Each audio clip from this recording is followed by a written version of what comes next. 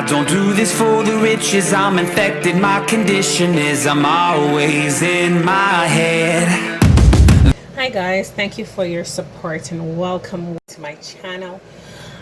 Today I have to present to you one of my favorite homemade remedies.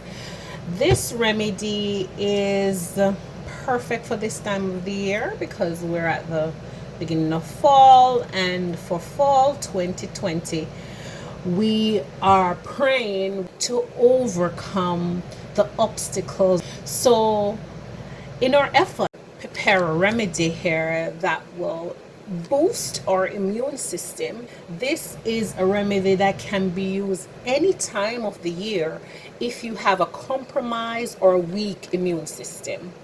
It's very effective. It can be used for the entire family from toddler right up, and it is so easy to do.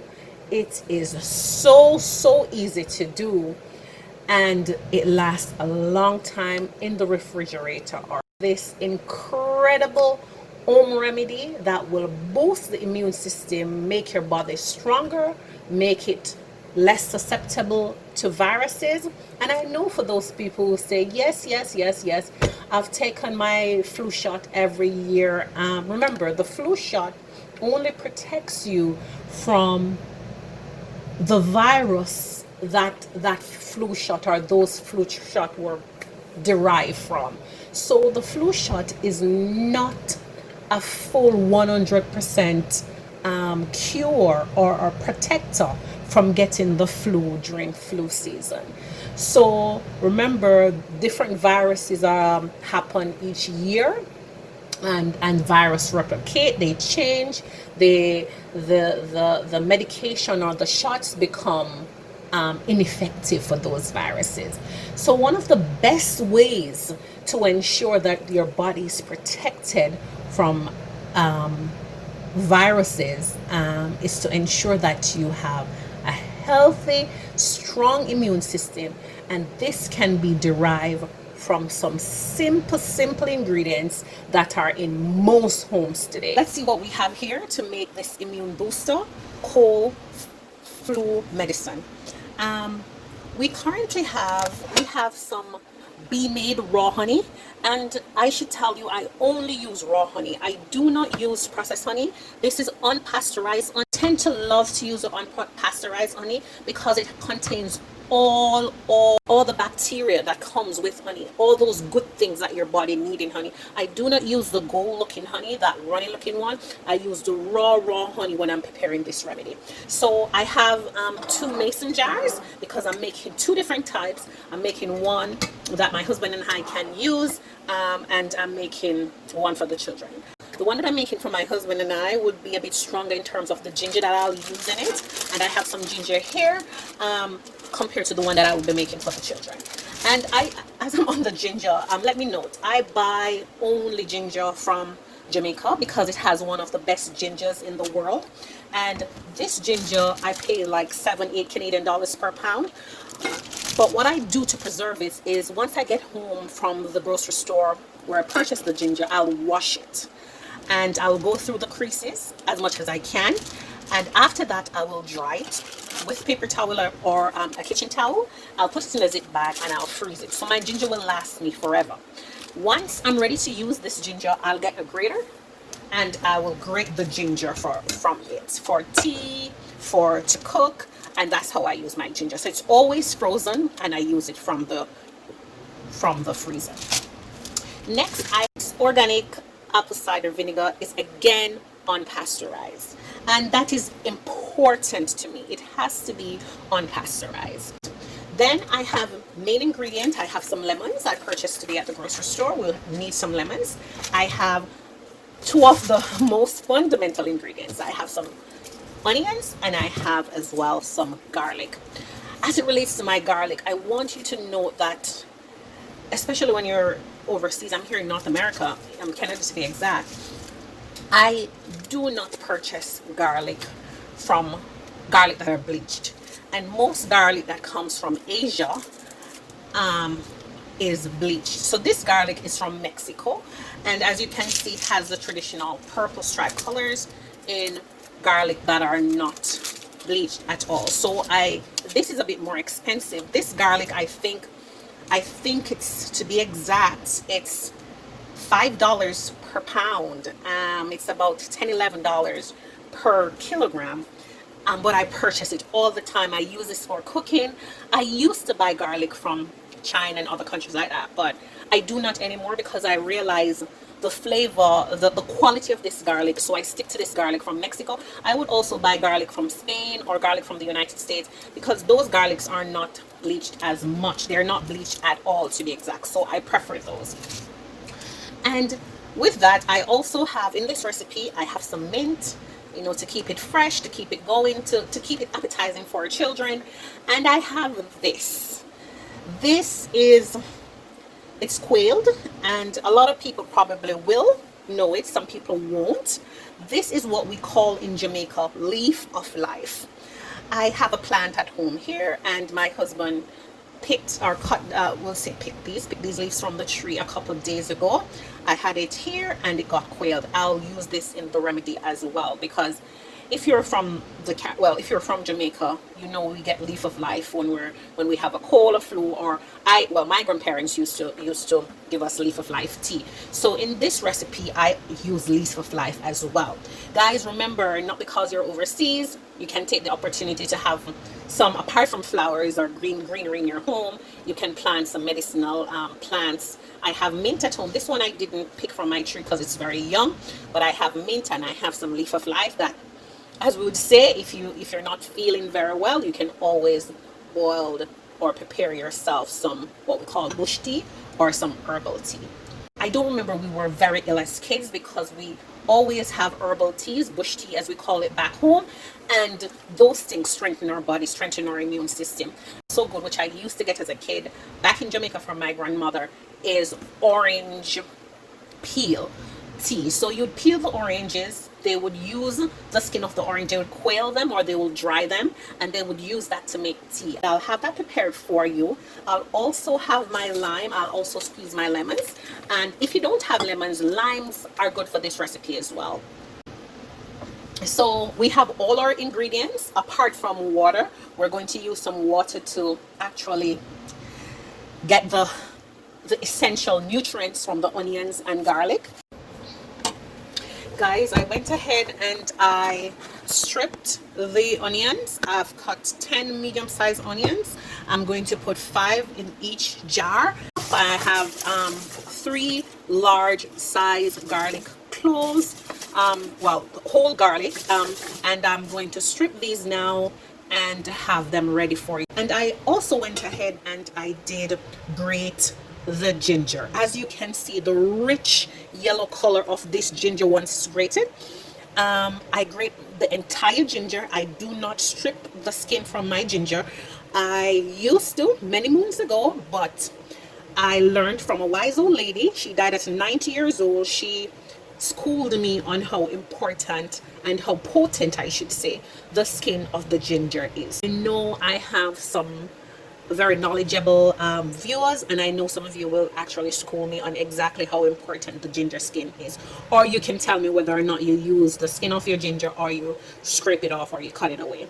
I do not do that. I always use the skin of my ginger. While I'm still at it, the ginger is strong. This Jamaica, if you go to any West Indian store and they're selling you Jamaican ginger, it is potent, it is strong. So you notice for the 2 jars, this is what I use. I want to taste the ginger, but I don't want it to be overbearing. This, I will put about 1.5 teaspoons, in the kids' liter, and I will put the remainder in the batch for the adults. So having ginger in your household is very good. It's good for tummy aches, it's good for the flu. Ginger is a powerful plant. It's good for cleansing the body, cleansing the system, for flushes, and you see some of those videos here on YouTube. Ginger is powerful. Keep it in your house. Remember, do not waste your money. Wash the ginger, put it in a Ziploc bag, and as you're ready to use, you take the portion and you grate it. Ginger, powerful. Hey guys, One thing I failed to mention prior is that I wash both my lemons as well as the onion and the garlic. I would like to show you that I have this as the end product instead of this. So I'm going to show you, I'll let you know the reason why. Once I finished cutting my onion and garlic, I realized that I had an excess amount than before. This jar, as you can see, is sliced, normally cut small, so it's up to you what you'd like to do. I wanted to do it just like this method as I did prior. This is from last year. I took it from the fridge. We still have a bit left to go through with this one. I'm going to start giving the kids as of this week. This is the new one that I did. This, because of the excess that I had, instead of doing the cut method, which I did cut already, I actually blend it because it was too much to hold in the jar with all the other ingredients. So I turned around and blended. If you want to do this method, you still can. I have small cuts of onion, and with the garlic, it looks chunky, but this is the garlic. It looks chunky, but it's not really chunky. What I did, it's all tiny pieces on the same one clove. So this is what it looks like if you choose to go this method that I did prior. But because of the excess, I deviated, and I will try to give lessons, life lessons, as I'm doing the videos. And this is the perfect moment for me to mention life lesson one. When you're in a situation that is deviates from the plan, you need to think quickly, and you need to either continue on the path that you're on, knowing the obstacles that are in your way, or you go around those obstacles. So in this case, I could have continued by holding back some of the onion and garlic for seasoning, or I could freeze it for when I'm preparing meals for the family. But I decided in this case I'm not going to, because I have an excess amount, and so you can do it for both yourself, your family, and your friends. And remember, if you have leftovers, you can always offer your neighbor some of your goodies. So let us go ahead and demonstrate how to get this done. I have a very, very simple method for doing my lemons. This method was derived from my my ingenious family back in Jamaica. So let's go. I have them cut, and you can use your lemon squeezer if you have one. Like me, I do have one, but I use the old method that I've learned from when I was a child. You get a fork and you use a fork to help you along the way. I find it to be a lot quicker.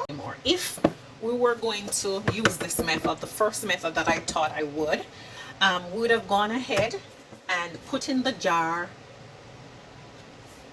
either the onion or the garlic first, and you would layer it. Since we're not doing that method, we're just going to dump everything inside the blender. Garlic, I'm going to put this whole onion because I don't need to slice anymore. We can dump that, and then we're going to put all the chopped onions inside the blender. Some of us have our bullets or juicers, or you can use which method you want to extract the juice from this. And I'm going to pour about 8 to 16, between 8 and 16 ounces, somewhere between there. We're going to puree this. I think that's the best method here. So let's go ahead and puree.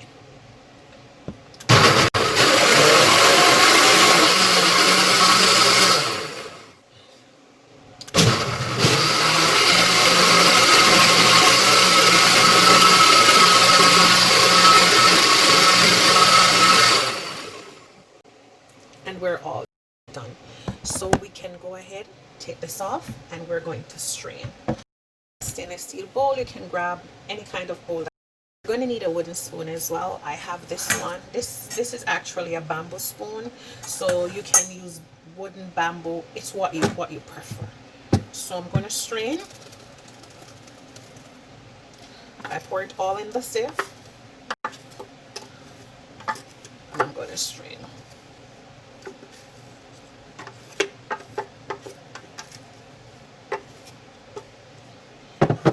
If we were doing this, I would pour the warm water in this jar with only the onion and the garlic layered. And once I pour it, I normally pour about 25% to 30% warm water. Once I pour that, I would cover it and let it cool. In this case, I blend it. It's a bit warm still, but I would leave it and let it cool.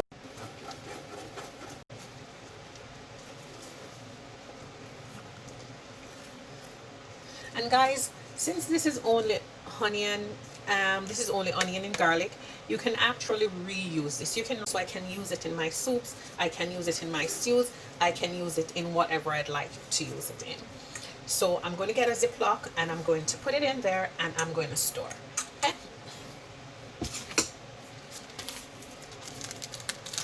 So here we go. This is going right in the refrigerator. So I'm going to extract and I'm going to put it away in the refrigerator.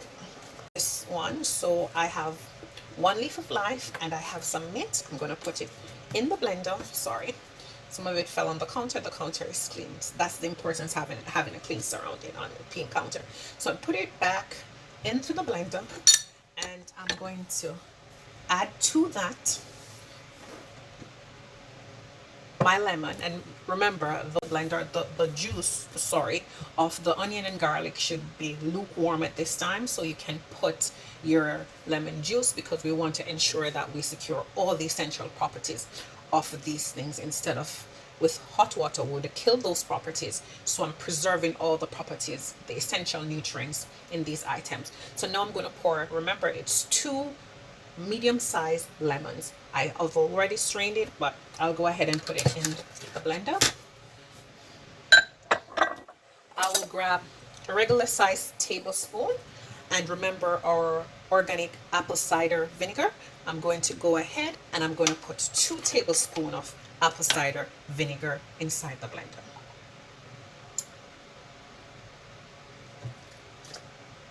You can use a measuring spoon, but I got this one at Walmart. It normally goes for around $7.50 Canadian, so it's not bad of a price. $7 or $8 per bottle, and it's 500 grams. So I'm going to put this inside here, all of it. I'm going to go ahead and use the spoon.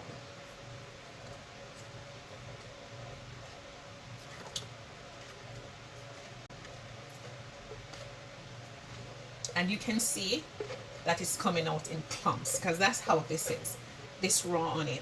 All done with our honey, so we're going to put this back to blend, and then we will wrap up in about 2 seconds. So we have our sieve and we're going to put it right back to blend. Hey guys, this is the finished products. So I labeled them, put kids and adults on each of them, but before we go, I want to remind you that if your children, some kids like to take medication, some kids don't. So I would advise, if your children are not the type that love to take medication, you could go ahead and do this and then add a little extra honey inside of each of them. If they love to take medication, then this is fine.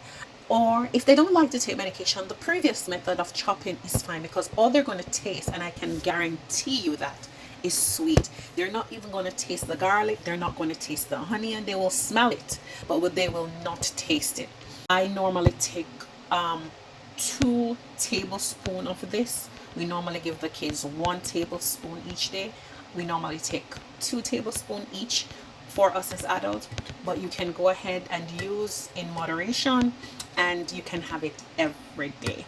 Before I go, one more tip I thought of while I was doing this is, if your kid is not, children are children, so children always like popsicles, they always like icicles and those sort of things. So we can go ahead, make some cubes for the kids of this. We can squeeze, get some for the kids. In each of this we can fill it up or 3/4 it. We'll go ahead and put it 3/4 of the way. The mark is there, and once this is done, we can stick it in the refrigerator.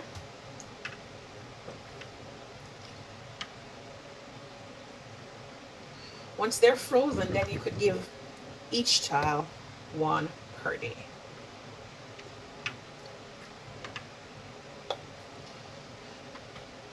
And all the work is done at this point. So when it's time to distribute to your children, then you have what you need. You can just say take one, or and one to them each morning. Once this is frozen, and put them in the Ziploc bag, and we can distribute each and every day. Guys, it was a pleasure again making this video for you. And remember, we stick these in the fridge.